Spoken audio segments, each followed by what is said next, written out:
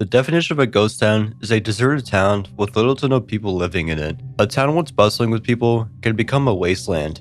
There could be many causes for a town to become deserted, like economic decline, disasters, war, and much more. However, what we'll be talking about isn't exactly what's described as a ghost town, but more like a town that seemingly vanished, with no record of it ever existing, nor is there even any evidence of its existence at all. Apparently, there's been multiple towns in North America that seemingly vanished into thin air. Are they some made-up towns that never existed, or is there something deeper to it? In today's video, we'll be exploring 3 towns that vanished. The first town we'll be talking about is Doveland, Wisconsin.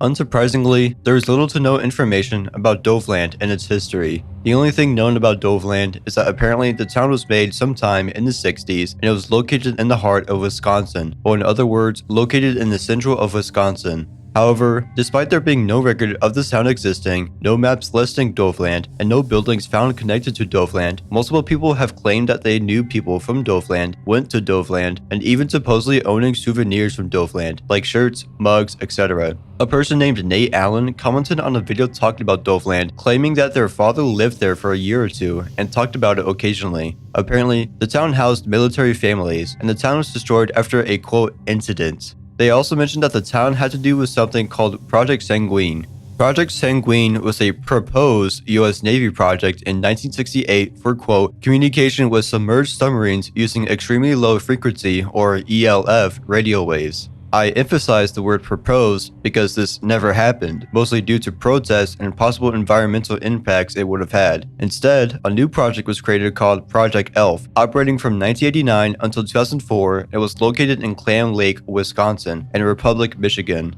However, why create a town that seemingly had no correlation to Project Sanguine, which again never happened, and housed military families there?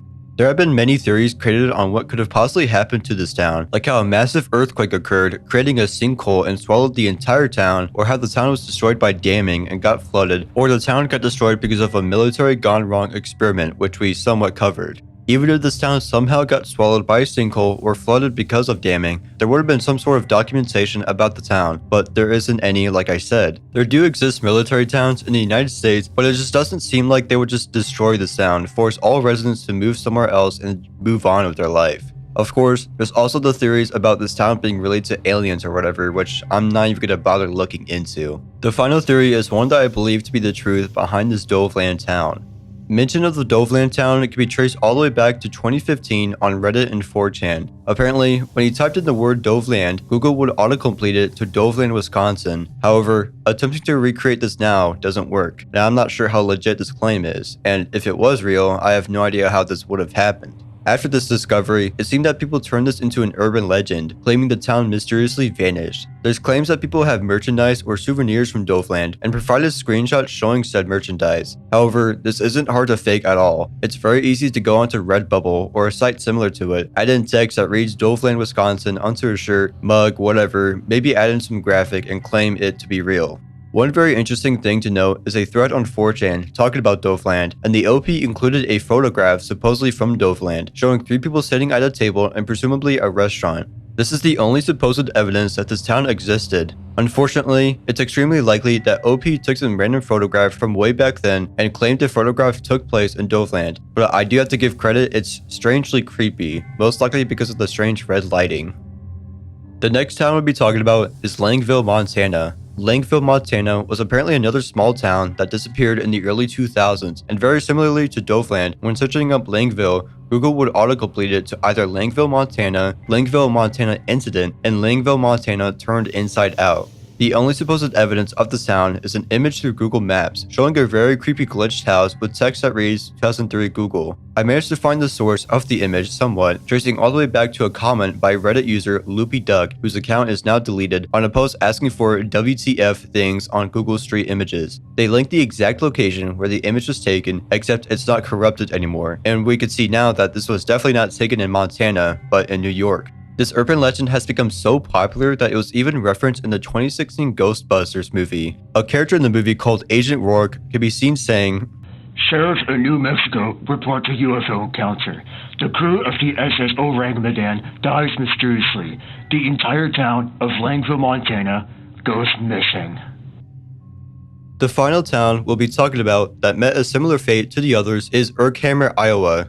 Urkhammer was found sometime in the mid-1800s as a small farming community in the Midwest along Route 41. The town seemed to be pretty normal, like other small towns, until in 1928 when it suddenly vanished. There's been supposed stories about the sound and people interacting with it, like how an airplane flew over the town but noticed the place looked abandoned, and a man stopped at a gas station in the town, filled his car and left, only to find out he never got any gas in the first place. Furious, the man attempted to walk back to the gas station to get his money back, but after walking for 2 hours, the man never got any closer to the town, despite clearly seeing the town. Apparently, after this experience, the man was so unnerved he had to go to a mental hospital. There's many other supposed stories about the sound, but I don't want to cover them mostly because I just don't believe them at all. Just like the other towns, many theories sparked about what happened to the town, like economic failure, a disaster struck the town, some government experiment gone wrong, and some other crazy ones. Apparently, Urkhammer can be traced all the way back to 2015 when a person named Colin Hudson, an author of a website called Strange State, shared a lot of lore about the town he apparently learned from his mother after receiving an email about the town. It's somewhat confirmed by Colin Hudson that this is entirely fictional, believing it was a fictional story written by his mother who forgot about it. Hey, at least we got somewhat of a conclusion to one of these mysteries, even if it isn't an ending people wanted. Now, I didn't really want to end this video with talking about some towns that turned out to be fake, so in this section, I'll be talking about a town that people claim to have disappeared called Pine Point. Pine Point wasn't actually located in North America, but in Canada, specifically in the Northwest Territories. Pine Point was built in 1962, and the town was made for an open pit mine called Pine Point Mine, created by mining company Cominco. The town was just like any other small town. In 1966, the population was 459 and slowly grew, almost reaching 2,000 in 1976. The town had 2 schools, Galena Heights Elementary School and Matanabe School.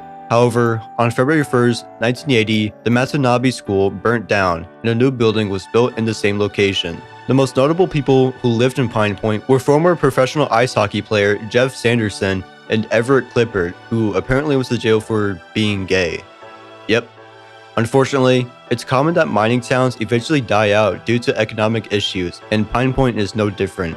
The mine mainly produced lead and zinc ores. However, it began to lack them, and eventually the mine was officially closed in 1987, forcing the Pine Point town to close in 1988. However, instead of the town dying immediately, it slowly began to die, with some of the houses in Pine Point being sold cheaply, some buildings being moved to other towns, and the remaining buildings were demolished. Nowadays, when visiting the site where Pine Point was, the only thing you'll find is the street's layout, which has basically disappeared. Once a bustling town with so much personality is demolished in its entirety, leaving nothing behind but memories of the residents who lived there, and leftover photos of the town, which feels so eerie to look at now. Thankfully, the town didn't go forgotten by many people, with residents sharing memories, people writing articles about the town, and there's even a web documentary made in 2011 by Michael Simons and Paul Shoebridge. A website dedicated to the town was made called pinepointrevisited.homestead.com by one of the residents, Richard Cloutier, who unfortunately passed away in 2021 from MS, multiple sclerosis.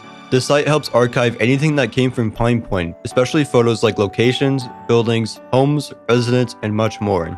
If you're interested in learning more about Pine Point, check out the web documentary about the town, and thank you guys for watching this video. If you enjoyed the video, please like the video and consider subscribing. I make more content like this, and I'll see you guys later.